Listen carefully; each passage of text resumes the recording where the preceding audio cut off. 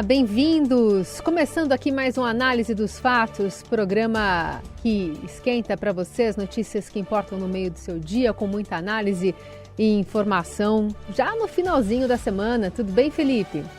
Salve, salve, Carol, equipe da Eldorado FM, melhores ouvintes, sempre um prazer falar com vocês aqui no Análise dos Fatos, que fica logo disponível nas plataformas de podcast. Vamos com tudo que o noticiário tá cheio.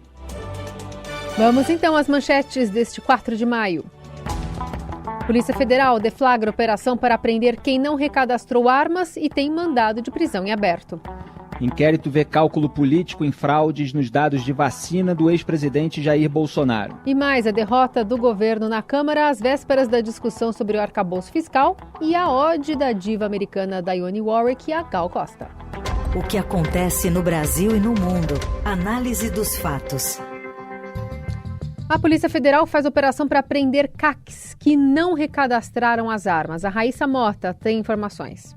A Polícia Federal abriu na manhã dessa quinta-feira uma mega operação contra o porte ilegal de armas de fogo. Os policiais estão cumprindo mandados de prisão preventiva, temporária e até definitiva contra pessoas que não fizeram o recadastramento das suas armas no sistema do governo federal, além de pessoas que não têm autorização para ter esses armamentos em casa. A operação, batizada de Day After, é nacional, ou seja, ela acontece simultaneamente em vários estados do país. A PF, dentro dessa mesma operação, também está cumprindo ordens de prisão em aberto, sobretudo por dívidas de pensão alimentícia. E o que isso tem a ver com o porte ilegal de armas, né? É que quem tem mandados de prisão pendente não pode ter autorização para ter arma de fogo, né? A PF informou, inclusive, que esses registros devem ser cancelados porque há uma quebra no requisito da idoneidade. Essa operação, na verdade, faz parte de uma política mais ampla do governo Lula para tentar ter um controle maior sobre as armas de fogo nas mãos de civis em todo o país. Em janeiro, o governo Lula deu 60 dias para atualização cadastral das armas e a decisão do governo foi justamente concentrar todos esses registros no Sistema Nacional de Armas, o SINARME, inclusive registros dos chamados colecionadores, atiradores e caçadores, os CACs, que eram controlados pelo Exército. Pois bem, esse prazo terminou na terça-feira. A PF divulgou um balanço mostrando que 939.154 armas foram recadastradas, o que é um número relevante, mas a PF identificou também que há armas que não foram registradas no prazo. A preocupação é sobretudo com armas de uso restrito, A PF identificou que há 6.168 cadastros incompletos desse tipo de armamento. O ministro da Justiça, Flávio Dino, disse mais cedo que a apreensão das armas ilegais vai ser uma linha de trabalho permanente da Polícia Federal. Pois é, uma operação que está alinhada ao discurso e às iniciativas que o governo Lula vem tomando, em contraste com aquelas que o governo Bolsonaro tomou, já que você teve toda uma pregação armamentista ao longo desses 4 anos de bolsonarismo no poder. O que é diferente de você argumentar de uma maneira serena sobre possibilidades e circunstâncias de flexibilização da posse e eventualmente até do porte de armas. O bolsonarismo, ele elimina todas as nuances do debate, fica um grande nós contra eles, um contra ou a favor, e eles defendiam claramente o armamentismo. E o governo Lula está sendo contrário a isso. Então a Polícia Federal está atuando com esse alinhamento que vem de cima do Ministério da Justiça, comandado pelo Flávio Dino. Agora é preciso distinguir algumas coisas. Quer dizer, a pessoa que falsificou algum documento, por exemplo, para ter a posse de armas, essa pessoa violou lei, essa pessoa cometeu crime e essa pessoa pode ficar um tempo na cadeia. Agora, uma pessoa que perdeu um prazo, por exemplo, de recadastramento, e aí no dia seguinte você tem uma operação, ela pode ser alguém que simplesmente perdeu um prazo. A gente, cidadão comum, muitas vezes perde o prazo de você atualizar um documento, isso relacionado a veículos, etc. Quer dizer, não pode ter o mesmo tratamento. Ela pode ser alvo de algum tipo de batida, de algum tipo de cobrança, para que haja uma atualização. Então, isso só é que me preocupa nesse momento. Agora, quem tem mandado de prisão aberto, quem não pagou prisão alimentícia, quer dizer, quem violou aqueles pré-requisitos para ter a posse de arma, essas pessoas têm que ter, de fato, a sua arma recolhida. E é natural que seja assim, vamos acompanhar para ver se tudo está sendo feito dentro da lei. Na Eldorado, análise dos fatos. O inquérito vê cálculo político em fraudes nos dados da vacina do ex-presidente Jair Bolsonaro.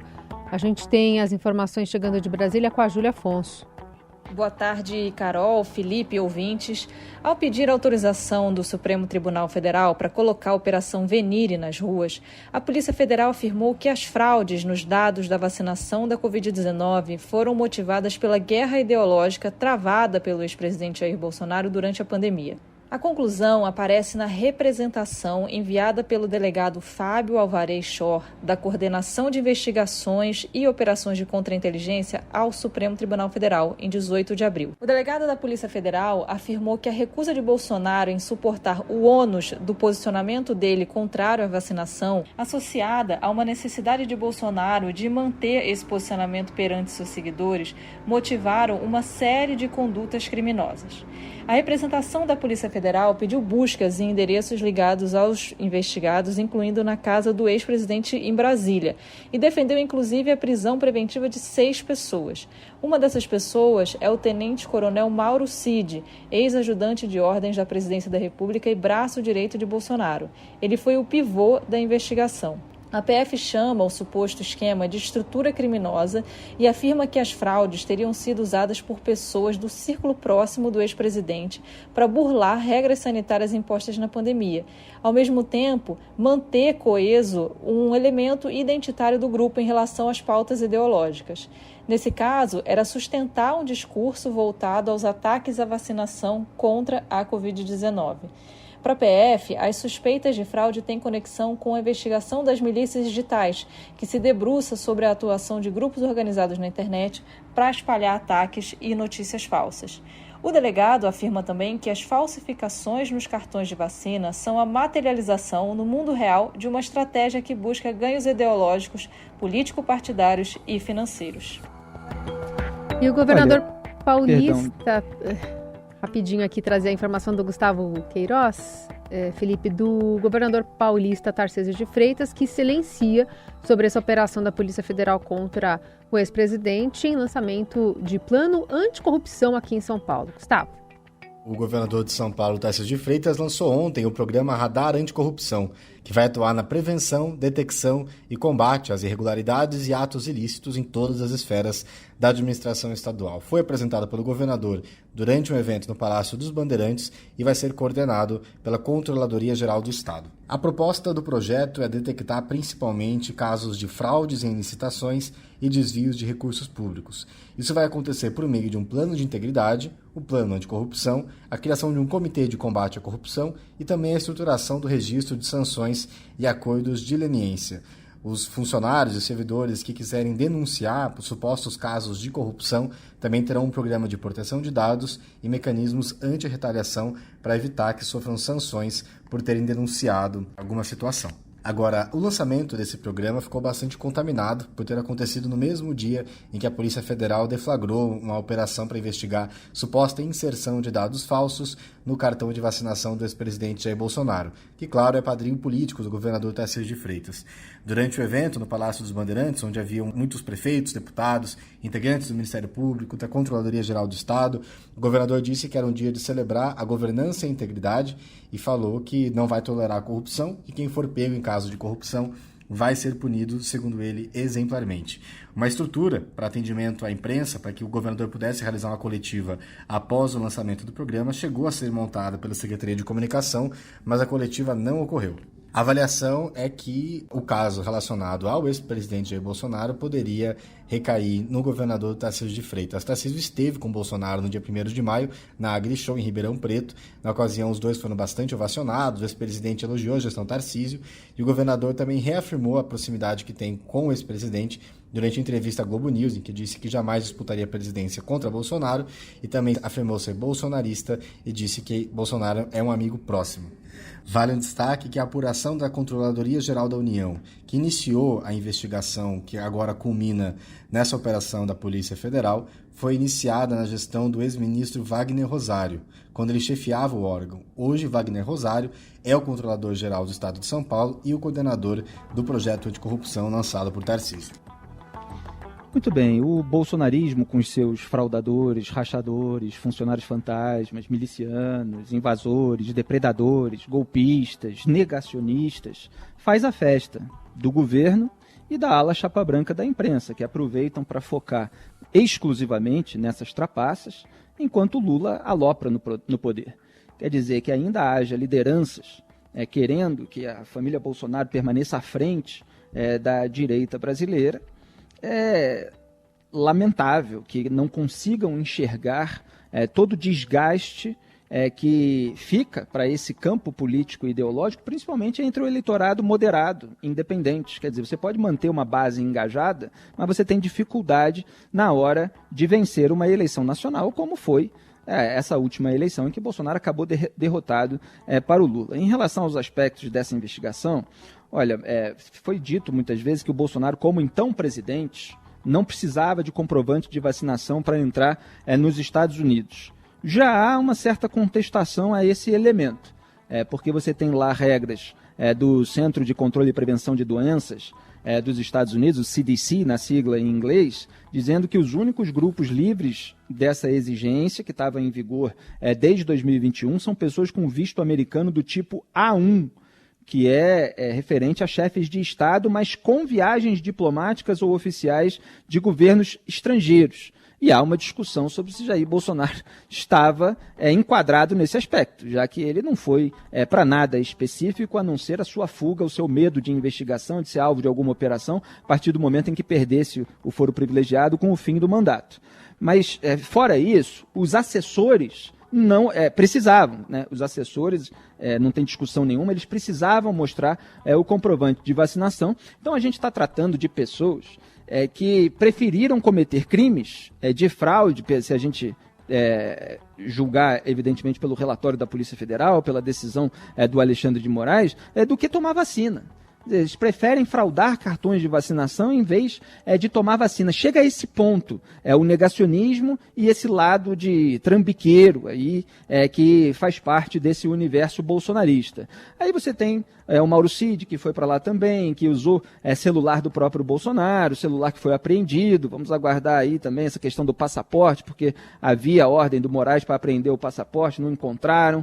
Então o Bolsonaro mantém aí um desgaste, e o relatório da Polícia Federal mostrou que ele sabia, apontou, né, indicou que ele tinha plena ciência dessas fraudes, mas a PGR, que é comandada pelo Augusto Aras, escolhido pelo próprio Bolsonaro, com a Lindora Araújo, que é braço direito ali do Aras e ligada também ao bolsonarismo, discordou disso, falou que não há elementos suficientes. É claro que vai precisar de mais provas para envolver o ex-presidente diretamente. E muito rapidamente, a decisão do Moraes ela foi expedida na quarta-feira, ontem, 3 de maio, de acordo com o sistema processual do STF, embora a data no documento seja de 28 de abril. Por que eu digo isso? Porque se começou a alegar que era uma retaliação do Moraes pelo adiamento do projeto de lei das fake news, cuja aprovação é de interesse dele.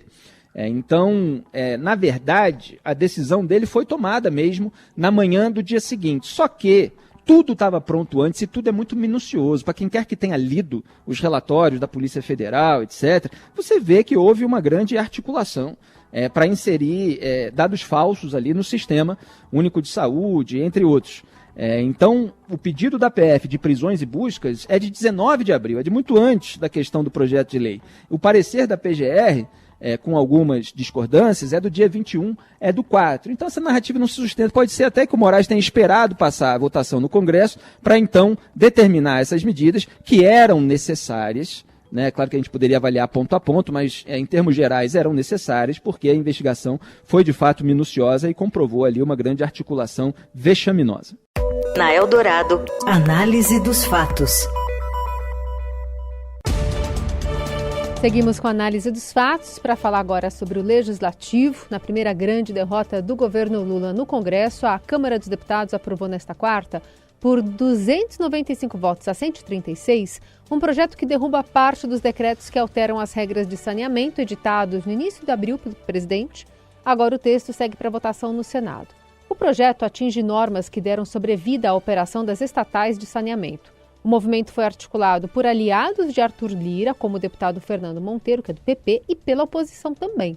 Logo que os decretos foram publicados, a casa reagiu e avisou o governo que colocaria em votação projetos para derrubar os atos do governo caso o Planalto não ajustasse as regras.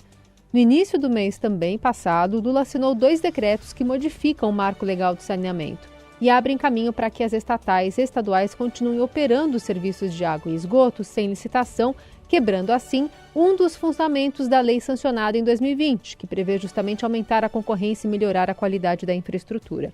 O líder do governo na Câmara, José Guimarães, lamentou a falta de comprometimento dos líderes com o governo.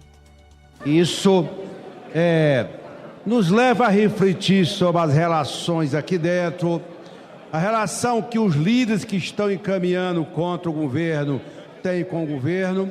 Eu acho que fica isso como lição para todos nós aqui dentro.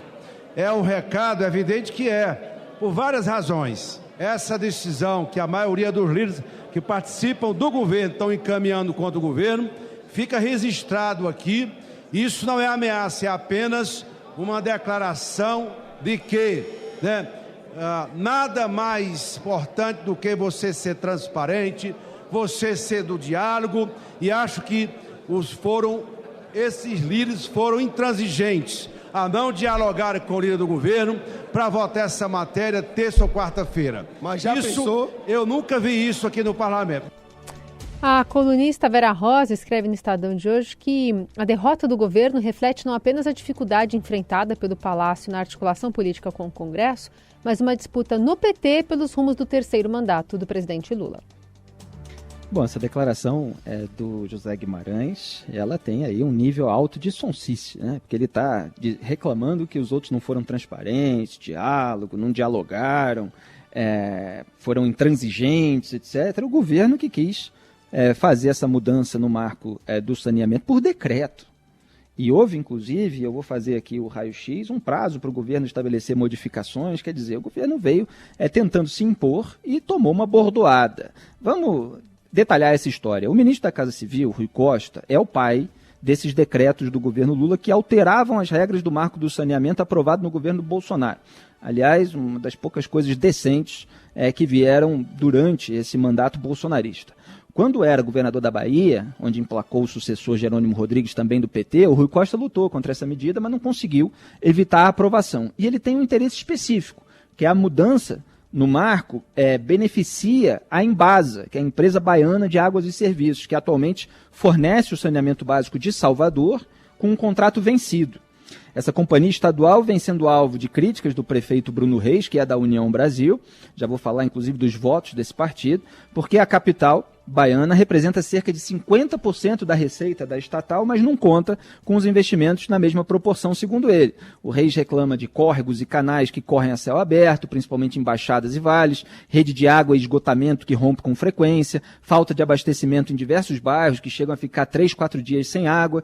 Então a prefeitura não quer fechar acordo com o governo do estado para a renovação do contrato com a Embasa sem uma série de condicionantes. O marco previa uma nova licitação na qual a estatal deveria concorrer com o setor privado para manter essa prestação do serviço e, portanto, o acesso a recursos públicos, justamente nesses casos em que não consegue, por exemplo, comprovar a capacidade de investimento. E com o decreto do governo Lula, a estatal poderia renovar o contrato sem nova licitação. E há também uma questão mais ampla, geral, do quanto os governadores precisam dessas empresas de saneamento para fazer política. É o pessoal ali que está levando água, está levando esgoto, aí faz aquela pose, comunica ali com os moradores locais para conseguir voto na próxima eleição. Esse decreto não era consenso nem dentro do governo Lula, né? O Alexandre Padilha não era muito favorável, sabia-se que haveria uma resistência muito grande, mas o Rui Costa insistiu e se deu mal. A análise dos decretos, como eu vinha falando, chegou a ser pautada antes na Câmara. O Lira tirou da pauta, deu um prazo para que o governo apresentasse modificações e o governo não apresentou. Então os parlamentares ficaram muito irritados e decidiram votar, assim, na base do então tá. Outra reclamação que eles têm, que a Vera Rosa, inclusive, mostrou no Estadão, é que os partidos da base receberam ministérios, mas não estão conseguindo liberação de emendas, nomeações de segundo e terceiro escalões, então tem sempre aquela insatisfação com o toma lá da cá insuficiente, né, que lamentavelmente faz parte da República.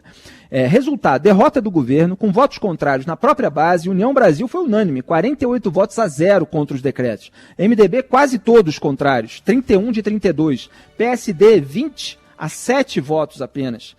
Cada um desses partidos tem 3 ministérios. Então, assim, os políticos em geral, eles preferem que as empresas estatais prevaleçam. Mas, nesse caso, a pressão do capital privado e da opinião pública é muito forte a favor do projeto, porque envolve a universalização do acesso à água, a coleta de tratamento de esgoto. Então, a leitura nos bastidores da Câmara, só para concluir, é que a derrota do governo Lula na votação foi um recado para o Rui Costa, de que ele está atrapalhando o governo, com propostas descabidas, com essa articulação insatisfatória, ou seja, melhor o governo descer logo do salto. Análise dos fatos. E o jogador Neymar responde torcedores do Paris Saint-Germain e o clube reforça a segurança na casa do jogador e no centro de treinamento também. Quem fala mais da crise é Marcos Antomil. Boa tarde, Carol, Felipe, ouvintes da Rádio Eldorado. A paz acabou na convivência entre torcedores do Paris Saint-Germain e algumas das estrelas da equipe francesa. Os principais alvos de protesto são Neymar e Lionel Messi.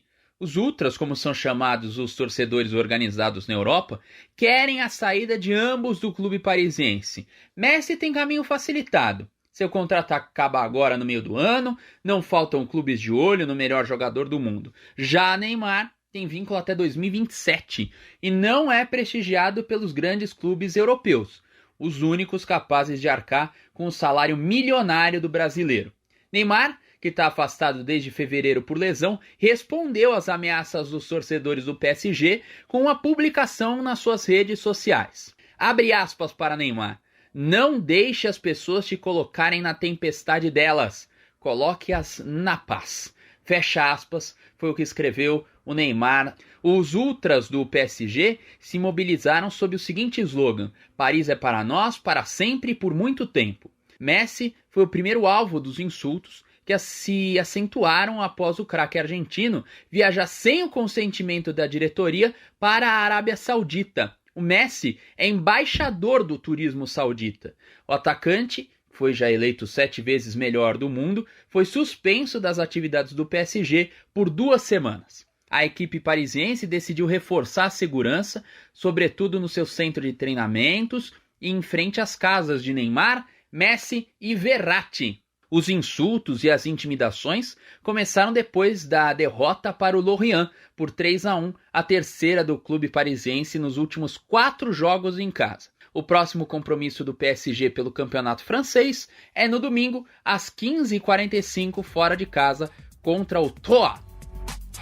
O Neymar, por mim, fica lá. Eu já falei que o Messi pode vir pro meu Flamengo, essa confusão que ele causou aí é muito pequena perto da serenidade que ele apresenta, tanto dentro quanto fora de campo ao longo da sua carreira. Já o Neymar provoca confusão por onde passa. Eu prefiro o Messi no meio campo do meu time. Tomara que ele venha um dia. É claro que isso é impossível. Quem sabe, pelo menos, a gente consegue o Vinícius Júnior de volta. Também prefiro em relação ao Neymar. O que acontece no Brasil e no mundo. Análise dos fatos. Keep smiling, keep shining, knowing you can always count on me. A gente fala agora sobre Dionne Warwick, que fala com exclusividade ao Estadão, tem shows, né, em breve por aqui, e diz que conhece, não só conhece, como é muito fã de Gal Costa. A apuração é do repórter do Caderno 2, Júlio Maria. Olá, Carol. Olá, Felipe. Olá, ouvintes da Rádio Eldorado. Dionne Warwick, a cantora, uma das maiores vozes da música norte-americana, está voltando para fazer um show em São Paulo. Tem uma turnezinha que vai passar pelo Brasil. Em São Paulo, o show será dia 28 de maio, no Espaço Unimed. Os ingressos já estão sendo vendidos, é bom correr, porque sempre eles esgotam logo quando ela vem para o Brasil. Dionne está com 82 anos, está na estrada com uma turnê chamada One Last Time. Deve ser a última turnê. Ela diz que não, que ainda vai continuar na estrada por muito tempo, que quer fazer ainda muitos shows, mas que realmente vai deixar de cantar com a frequência que tem cantado. Aliás, ela fala na entrevista que eu fiz com ela para o Estadão que vem morar no Brasil. Assim que encerrar a carreira, ela vem morar provavelmente em Salvador, que já é uma terra conhecida. Aliás, gente, como essa mulher conhece música brasileira, é impressionante. Ela fala de Gal Costa, fala de Elis Regina, fala de Milton Nascimento, a cantora Simone também, ela ama a voz da Simone, João Bosco. É realmente uma conhecedora, eu diria uma das maiores conhecedoras da música brasileira, sendo uma cantora norte-americana. Ela vem para cantar sucessos, né? Não tem um disco exatamente novo, mas ela gosta de fazer os grandes sucessos mesmo quando vem, com um timaço, né? Uma banda primorosa que sempre acompanha a Dione. E ela estará por aqui conosco, então, em breve. Já vira uma dica de agenda, já vira uma dica para quem quer se preparar e comprar já os ingressos para garantir essa audiência de Dionne Warwick em breve entre nós, tá bom? Um abração para todo mundo, até logo. Gente civilizada, generosa, simpática, é outro patamar, né? Esse programa sempre acaba com esse contraste em relação ao universo político. Quer dizer, a cantora vem se apresentar no Brasil e reverencia grandes ícones da música brasileira. Gal Costa, uma das maiores intérpretes da música popular brasileira, uma voz eterna, que todo compositor queria nas suas canções. Eu fiz, inclusive, em outra emissora, uma entrevista com Michael Sullivan. Todos os brasileiros conhecem músicas do Michael Sullivan, muitos não o conhecem, né? Eu tive esse prazer, e ele contou de quando a Gal Costa, vendo uma música dele tendo um sucesso extraordinário na voz do Tim Maia, encontrou ele ali num corredor e falou: eu quero uma para mim também e tal. E aí até brinquei com o Michael Sullivan falando assim, porque ele disse que não tinha nenhuma para Gal Costa naquele momento. Eu falei: não tem, mas tem, né, Maio? E ele falou: exatamente, Felipe, não tem, mas tem. Quer dizer, você vai para casa imediatamente e faz, no dia seguinte já entregou para ela. E aí saiu, sabe o quê? Dia de Domingo, um clássico na voz de Gal Costa. Todo compositor queria ser gravado por ela, e ela vai permanecer aí na trilha sonora das nossas vidas por muito tempo ainda. E é com ela que a gente se despede de mais uma edição da Análise dos Fatos, com trabalhos técnicos de Moacir Biasi e o comando da mesa de som de Carlos Amaral. E sempre produção, edição e coordenação da nossa querida Laís Gotardo. Um grande abraço a todos, até amanhã, tchau. Até. Você ouviu Análise dos Fatos. Se você perdeu esta edição ou quer ouvir de novo, acesse radioeldorado.com.br ou assine gratuitamente o podcast no iTunes, Google Podcast, Deezer ou Spotify.